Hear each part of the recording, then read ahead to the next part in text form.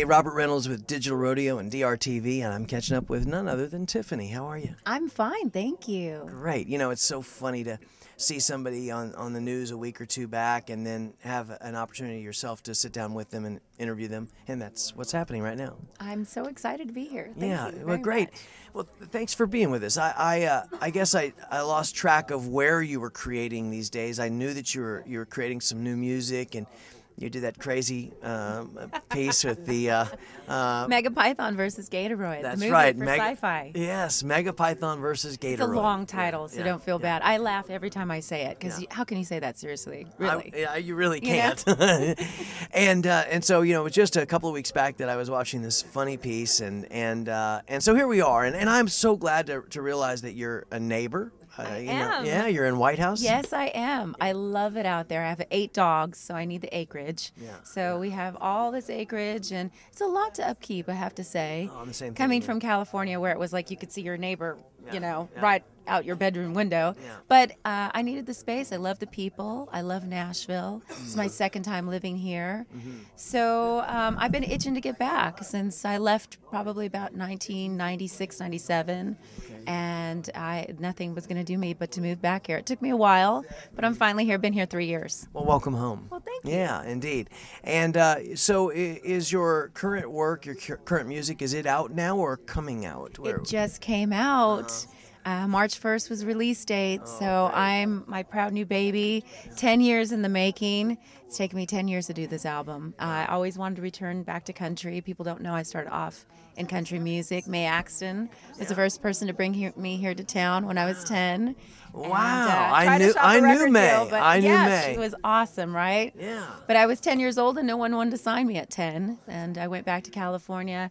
My mom was pregnant at the time that we first came out here. So, real life happened. My dad had a business. We got caught up in life. I was continuing to do country music out in California. And next thing I knew, a producer walked in the door and took me in a pop direction. And when you want to sing and you're 14 and your dreams are coming true, of course you're going to say yes. And I'm very thankful. But I've always wanted to come back to country. Yeah, get back to the roots, and I'm so glad to catch up on that and learn your backstory. I, like everybody else, knew you as the Tiffany of pop stardom. Yes, like this. Yeah, there you go, right. And though generationally speaking, because I'm the oldest of 7 brothers and sisters, I was probably getting more of your music via some of my younger sisters and brothers. Well, hi guys. I was so aware. You had made such an impact in the industry. So it's great to now have you come back and make that same kind of impact, but as a return to form for you. So welcome home. Well, thank again. you. I appreciate that. I am so thrilled. I have to say, I always envisioned myself with a band and having the earlier experiences. Watching people out on the road, having their family with them and their dogs, and having a good time in the music industry and being successful really made a big impression on me, and also still having that family element. Yeah. I have an 18-year-old son. So, hopefully he'll come on the road with me. I don't know. Maybe I can force him now, but he's going to college. And, all throughout my life, I definitely, envisioned myself with a full band out on the road doing the music that I love to do. And it's so thrilling to be able to be doing it now. Well, I think everybody would feel like I feel, which is excited about hearing what you have created. So tell me, what are the influences when it comes to country music? Who spoke to you? Were the early voices, the contemporary voices? Who speaks to you? Well, I started off singing a lot of Patsy Cline and Tammy Wynette and Loretta Lynn. Yeah. Later on, I found Roseanne Cash. Emmylou Harris has been consistent for me. New artists, Little Big Town, love. Huge fan. Got a chance to go and see them live in concert, and I knew they were great, but then it just went like this for me. Carrie Underwood, love her voice. She's like an angel here on this earth.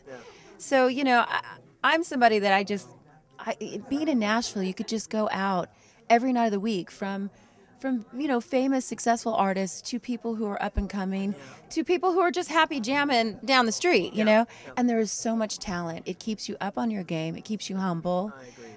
And it's just an amazing place to have all of this talent in one place. So I love it. have to say I definitely enjoy going and watching other artists and just sitting there and going, I don't have to work tonight, you know. I just get to soak this in as a fan. I agree. So first single, what do you know the first single off the record? I guess you should by now. It's called Feel the Music. Yeah. Great. And I want to, I've got a couple more questions, but before I do, I want to make sure we let people know how to find your music and find you online. So besides Digital Rodeo, we will feature you heavily. Where else can we find you? You can go to tiffanytunes.com, CD Baby, Amazon, and iTunes.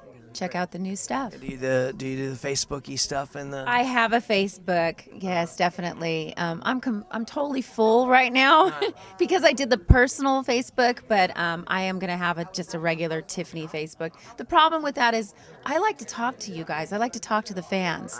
So my Facebook really is me chatting on there, telling you like what's going on. But it caps out at 5,000 people. Right. So now I'm starting a whole different Facebook. But unfortunately, nobody can get back to me. I can still, go on there and say everything, but people won't be able to, I guess, talk to me. Right. So, which is a bummer because I love the input.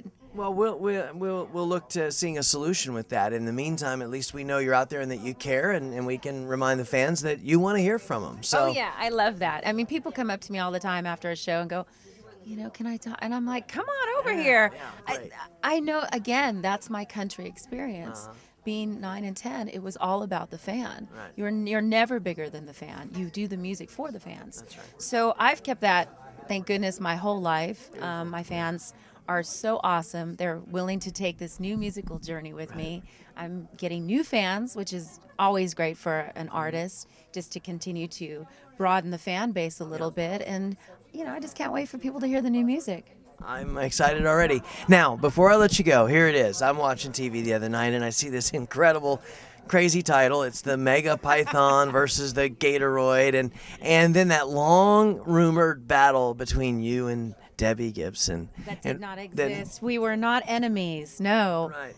And finally, though, we got to see it at least get its imagined comeuppance or whatever it would be. It finally, you got to, in this film, have your cat fight that never was. We had a blast with it, I have to say, because people, even on set, people were like, "Oh, how's this gonna go down? Are they really not friends with each other?" And so we're like, "Where is this coming from?" I think when you're pitted against each other with the media, and obviously, we grew up together, but we didn't spend 5 minutes in a room together. We would take a picture down the red carpet, and then off we would go working our own careers.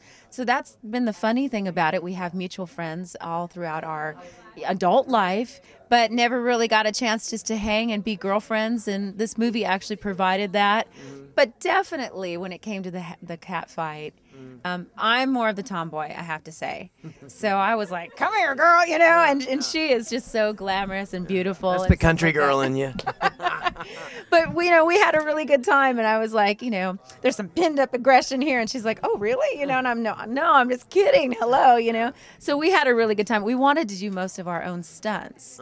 And we got a chance to do most of our own stunts, but some of the harder stuff, they brought the girls in, and we were like, oh, but at least we gave it a shot. Well, I recommend that you check it out because the cat fighting scene was crazy good. But I will say that having just met you, I cannot imagine you've ever had an enemy. You're awesome. Oh, well, thank you. Really I sweet. appreciate that. Thank It's you my so pleasure much. to see you today. Thank you. So let's look to a future full of great music, and here we are in Digital Rodeo CRS 2011, and Tiffany in house with us. We'll see you soon.